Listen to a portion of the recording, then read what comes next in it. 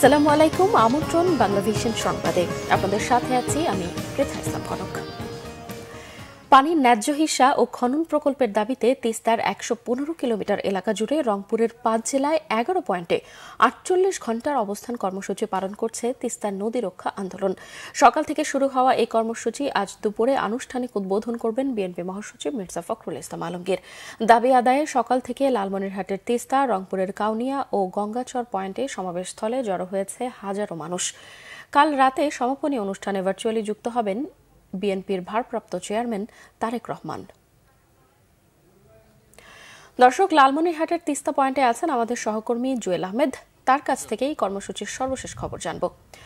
জুয়েল, তিস্তা নদী রক্ষা আন্দোলনের কর্মসূচি সম্পর্কে আমাদের বিস্তারিত জানাবেন এবং বিএনপি মহাসচিব কখন উদ্বোধন করবেন?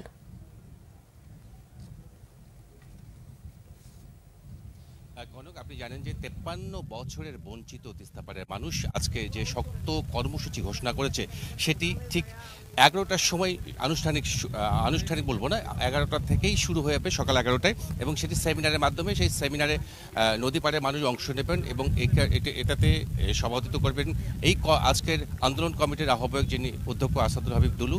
তার সভাপতিত্বে এখানে মুখ্য আলোচক হিসেবে অংশ নেবেন ঢাকা বিশ্ববিদ্যালয়ের শিক্ষক ডক্টর আব্দুল আল মামুন। তিনি সেমিনার করেই এই কর্মসূচি শুরু হবে এবং আনুষ্ঠানিক উদ্বোধন যেটি হচ্ছে যে দুপুরে, যে আপনি দেখতে পাচ্ছেন, কারণ আমি একটু দেখাই যে রেল সেতুর কাছে যে সমাবেশ স্থল করা হয়েছে সেই সমাবেশ স্থলে অংশ নেবেন দুপুরে বিএনপির মহাসচিব মির্জা ফখরুল ইসলাম আলমগীর।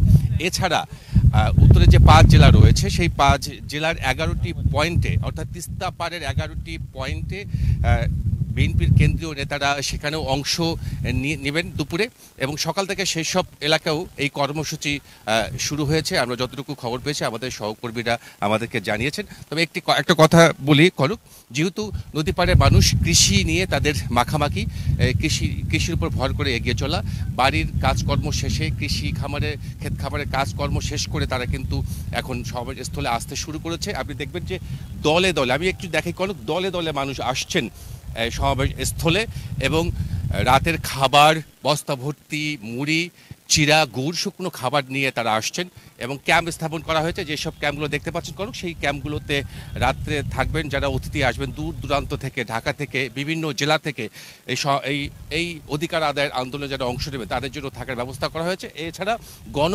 থাকার ব্যবস্থা করা হয়েছে এলাকার বাসীদের জন্য। কনক। জুয়েল, আপনাকে ধন্যবাদ।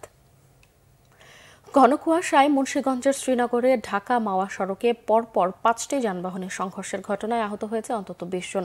এক্সপ্রেসওয়ের কামারখোলা এলাকায় ঢাকামুখী লেনে সকাল ৭:৩০টার দিকে এই দুর্ঘটনা ঘটে। এ সময় আহতদের উদ্ধার করে হাসপাতাল ও স্থানীয়ভাবে চিকিৎসা দেওয়া হয় বলে জানিয়েছে ফায়ার সার্ভিস। এদের মধ্যে একজনের অবস্থা আশঙ্কাজনক। হাইওয়ে পুলিশ ও ফায়ার সার্ভিস জানায়, কামারখোলা এলাকায় ঘন কুয়াশায় দাঁড়িয়ে থাকা একটি পিকআপকে পেছন থেকে কাভার্ড ভ্যান ধাক্কা দেয়। ওই সময় ওই লেনে আসা দুটি বাস সহ অপর আরেকটি যানের সঙ্গে পরপর পেছন থেকে সংঘর্ষ হয়। এতে দুমড়ে মুচড়ে যায় দুটি যাত্রীবাহী বাস ও কাভার্ড ভ্যানের সামনের অংশ। পরে খবর পেয়ে ক্ষতিগ্রস্ত বাহনগুলো কেটে আহতদের উদ্ধার করে হাসপাতালে পাঠানো হয়। এক্সপ্রেসওয়েতে এখন যান চলাচল স্বাভাবিক রয়েছে বলে জানিয়েছে পুলিশ।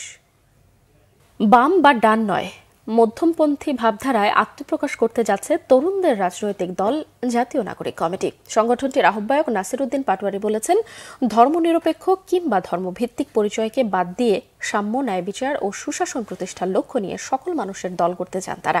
সংগঠনটির মুখপাত্র সামান্তা শারমিন বলেন, দায় ও দরদের রাজনীতি হবে দলটির প্রধান লক্ষ্য। মহিবুল্লাহ মহিবের রিপোর্টে বিস্তারিত। ২৪-এর গণঅভ্যুত্থানে নেতৃত্ব দেয়া ছাত্রদের একাংশের নেতৃত্বে গত ৮ সেপ্টেম্বর কেন্দ্রীয় শহীদ মিনার থেকে আত্মপ্রকাশ করে জাতীয় নাগরিক কমিটি। এটি যে পরবর্তীতে রাজনৈতিক দলে রূপ নিতে যাচ্ছে তার আভাস ছিল সেদিনই। ফেব্রুয়ারির ৩য় সপ্তাহে আনুষ্ঠানিকভাবে রাজনৈতিক দল হিসেবে আত্মপ্রকাশের ঘোষণা দেন জাতীয় নাগরিক কমিটির নেতারা। ৪৭ সালের পাকিস্তান আন্দোলন গতানুগতিক ধারার বাইরে এসে কেমন হতে যাচ্ছে নতুন দল? সংগঠনটির নেতারা বলছেন, তারুণ্য নির্ভর এই দলটি হবে দেশের প্রচলিত রাজনৈতিক দলগুলোর চেয়ে সম্পূর্ণ আলাদা। একটি মধ্যপন্থী দল বাংলাদেশে নিয়ে আসতে চাচ্ছে, যে মধ্যপন্থী দল একটি বিগ টেন পার্টি বা বিগ আমব্রেলার পার্টি, যেখানে সব ধরনের মানুষই থাকবে যাদের এই বাংলাদেশের জন্য তারা কাজ করবে। আমরা কোনো আদর্শিক বাইনারির মধ্যে যাব না। সো আমরা দুইটা শব্দ বলে থাকি, দায় ও দরদের রাজনীতি। এই জনগণ বা জনপদের মানুষের প্রতি আমাদের দায় আছে, দরদ আছে। আমরা সে ব্রিটিশ শাসন থেকে হলো হিন্দু মুসলিম অথবা ডান বাম এই যে একটা বাইনারি জিনিসটা দাঁড় করিয়ে রাখা হয়েছে বাংলাদেশের মানুষের মধ্যে, এবং মনস্তাত্ত্বিক জায়গা থেকে আমরা এটাতে এখনো বদ্ধ হয়ে আছি। ফলত এই 24-এর যে গণ অভ্যুত্থান কোনো পরিচয় ছাড়া কিন্তু মানুষ অভ্যুত্থানে এসেছিল। যে দফা দাবিটা ছিল ফেসিবাদী ব্যবস্থার বিলোপ এবং একটি নতুন রাজনৈতিক বন্দোবস্ত, এই লক্ষ্যে কিন্তু আমরা সবাই ঐক্যবদ্ধভাবে রাজনৈতিক দলটাতে কাজ করব। যে রাজনৈতিক দলগুলোর আদর্শগত অভ্যাস এবং আদর্শগত স্ট্যান্ড ভিত্তি আসলে বাংলাদেশের রাজনৈতিক যে পরিমণ্ডল সেটাকে যথেষ্টই ক্ষতিগ্রস্ত করেছে। বাংলাদেশে নানান ধরনের আদর্শের জায়গা হবে, নানান ধরনের মতাদর্শ এবং মতাদর্শিক পার্থক্য যাদের থাকবে তাদেরও জায়গা হবে, ধর্মভিত্তিক পার্থক্য এবং ধর্মভিত্তিক যে জীবন ধারণ সব ধরনের ধর্মের জায়গা হবে এখানে। কারা থাকছেন দলটির শীর্ষ পদে এখনই জানাতে চান না জাতীয় নাগরিক কমিটির নেতারা। বলছেন তরুণদের প্রাধান্য থাকলেও দলে থাকবেন অভিজ্ঞরাও। এই রাজনৈতিক যাত্রায় ৭১-এর মুক্তিযুদ্ধ এবং ২৪-এর জুলাই অভ্যুত্থানের পক্ষের দলগুলোকে পাশে পাওয়ার প্রত্যাশা তাদের। আমরা বলে থাকি যে ৭১-এর যে মানুষের মুক্তির যে লড়াইটা ছিল সেটা ৭২ সাল থেকে সেটাকে বাধাগ্রস্ত করা হয়েছিল। আমরা ২৪-এ এসে সেই ৭১-এর যে লড়াইটা ছিল গণমানুষের মুক্তির লড়াই, সেটাকে আমরা আরও বেশি উদ্ভাসিত করেছি সবার সামনে। ফলত এখানে ২৪ এবং ৭১-এ যারা বাইনারি সৃষ্টি করার চেষ্টা করতেছে বা করার প্রশ্নগুলো তুলছে, আমরা ওই জায়গা থেকে বলি যে এরকম কোনো সংশয় বা দ্বিধা থাকা উচিত না, বরঞ্চ আমরা বলি ৪৭ সাল ৭১, ৯০, ২৪ একই ধারাবাহিক লড়াইয়ের অংশ, এবং সে ৭১-এর যে সাম্য মানবিক মর্যাদা এবং ন্যায় বিচার সেই লড়াইটার রিক্লেমেশন যে প্রজেক্ট সেটাই ২৪-এ এসেছে আমাদের সবার সামনে। রাজনৈতিক দল যারা এখন আসছে তারাও আসলে রাজনৈতিক দলের জায়গা থেকে এই বিচার এবং সংস্কারের প্রশ্নটাকেই প্রাধান্য করবেন, কিন্তু নির্বাচনের প্রসঙ্গ অবশ্যই এখন এটা প্রাসঙ্গিক থাকবে, কিন্তু বিচার এবং সংস্কারের সাথে কোনোভাবে এটাকে কনফ্লিক্টিং অবস্থায় বা মুখোমুখি অবস্থানে নেওয়া যাবে না। তো আমরা মনে করি যে নির্বাচনের যে প্রসঙ্গ, আমরা মনে করি যে এই বিচার সংস্কার এই কাজগুলো করতে থাকলেই আমরা দেখতে পাবো যে গণপরিষদ নির্বাচন কি পরিমাণে জরুরি হয়ে ওঠে। আগামী ডিসেম্বরে জাতীয় নির্বাচনের সম্ভাব্য সময় জানিয়েছেন অন্তর্বর্তী সরকারের প্রধান উপদেষ্টা। সেই হিসেবে দ্রুতই নির্বাচনে লড়তে হবে জাতীয় নাগরিক কমিটিকে। নির্বাচনে কতগুলো আসনে প্রার্থিতা দেওয়া হবে তা এখনই স্পষ্ট করতে পারছেন না এই সংগঠনটির নেতারা। মুহিবুল্লাহ মুহিব, বাংলা ভিশন, ঢাকা। ধ্বংসের দ্বারপ্রান্তে ১৫৫ বছরের পুরনো শিক্ষা প্রতিষ্ঠান টাঙ্গাইলের জাহম্বি উচ্চ বিদ্যালয়ের একমাত্র ভবনটি বেশ ঝুঁকিপূর্ণ অবস্থায়। যে কোনো সময় বড় ধরনের দুর্ঘটনার ঝুঁকি নিয়ে লেখাপড়া চালিয়ে যাচ্ছে ১৫০০ শিক্ষার্থী। টাঙ্গাইল প্রতিনিধি আতাউর রহমান আজাদের তথ্য ও ছবিতে ডেস্ক রিপোর্ট। ১৮৭০ সালে প্রতিষ্ঠিত টাঙ্গাইলের সন্তোষ জাহ্নবী উচ্চ বিদ্যালয় ব্রিটিশ স্থাপত্যকলায় তৈরি বিদ্যালয়ের ভবনের দৈর্ঘ্য প্রায় ৩০০ ফুট ও দেয়াল ২২ ইঞ্চি পুরু। মেঝে থেকে ছাদের উচ্চতা প্রায় ২২ ফুট। জানালার বদলে আছে ১০১টি দরজা। দীর্ঘদিনের পুরনো এ ভবনটি এখন বেশ ঝুঁকিপূর্ণ। ঝুঁকি নিয়ে পাঠদান চলছে প্রায় ১৫০০ শিক্ষার্থীর। শিক্ষার্থীরা জানিয়েছেন বিভিন্ন শ্রেণীকক্ষে ফাটলের কারণে বৃষ্টি হলেই পানি পড়ে, চুন সুরকির পলেস্তারা খসে পড়ে, সবসময় আতঙ্কে থাকতে হয়। বিদ্যালয়ের ছাদ ফাটল ধরে গেছে, আমাদের মাথার উপর পড়ে এবং আমাদের পড়তে কঠিন হয়ে যায়। বইয়ের মধ্যে ইট পড়ছে, সিমেন্ট গুঁড়ো গুঁড়ো হয়ে পড়ছে, এর জন্য আমাদের খুব ভয়ে ভয়ে ক্লাস করতে হয়। আতঙ্কিত শিক্ষকরাও। দেশের প্রাচীনতম শিক্ষা প্রতিষ্ঠানটির দ্রুত সংস্কার চান তারা।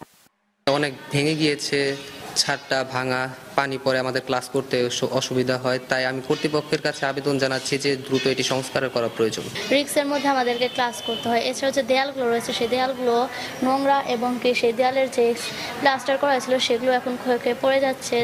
প্রতিষ্ঠাকালীন মূল ভবনটি ১৫৫ বছরের পুরনো। জরাজীর্ণ একটিমাত্র ভবনে ব্যাহত হচ্ছে পাঠদান। ব্যবহার অনুপযোগী হয়ে পড়েছে বিজ্ঞানাগার, কম্পিউটার ল্যাব সহ শ্রেণীকক্ষ। ১৫৫ বছর বয়সের মধ্যে এর আগেই বিল্ডিংটি একটু জরাজীর্ণ অবস্থায় হয়ে যায়। তারপরে থেকেই আমাদের এই বিল্ডিংটি যেহেতু চুন সুরকির গাঁথনির বিল্ডিং, এখানে প্লাস্টার থাকতেছে না। বর্তমানে ক্লাসের ছাত্রছাত্রীদের ক্লাস করা আমাদের খুবই কষ্টকর হয়েছে, ঝুঁকিপূর্ণ অবস্থার মধ্যে আমরা আছি। বিদ্যালয় মেরামত ও সংস্কারে আবেদনের অপেক্ষায় শিক্ষা প্রকৌশল অধিদপ্তর। জাহ্নবী সন্তোষ উচ্চ বিদ্যালয়ের প্রধান শিক্ষক এখনো মেরামত সংস্কারের কোনো আবেদন আমাদের কাছে প্রেরণ করেনি। প্রেরণ করলে পরবর্তীতে আমরা জরিপ সাপেক্ষে প্রয়োজনীয় তালিকাভুক্ত করে প্রয়োজনীয় ব্যবস্থা গ্রহণ করব। এছাড়া তাদের আরেকটি সংস্কার ছিল, সেটা অলরেডি আমরা তৎপরতা আহ্বান করে ঠিকাদারকে কার্যাদেশ প্রদান করে দিয়েছি। শীঘ্রই এটার কাজ শুরু হবে। ঐতিহ্যবাহী স্কুলটির দ্রুত মেরামত ও সংস্কার করার দাবি এলাকাবাসীর। Bangla vision news desk. দর্শক, এই ছিল এখনকার মতো। পরের সংবাদ বেলা 12টায় দেখার আমন্ত্রণ রইল। এছাড়া বাংলা ভিশন সংবাদ ও সংবাদ সংশ্লিষ্ট অনুষ্ঠান দেখতে ভিজিট করুন www.bvnews24.com ও facebook.com/banglavisionnews এবং সাবস্ক্রাইব করুন youtube.com/banglavisionnews। এতক্ষণ সঙ্গে থাকায় ধন্যবাদ সবাইকে।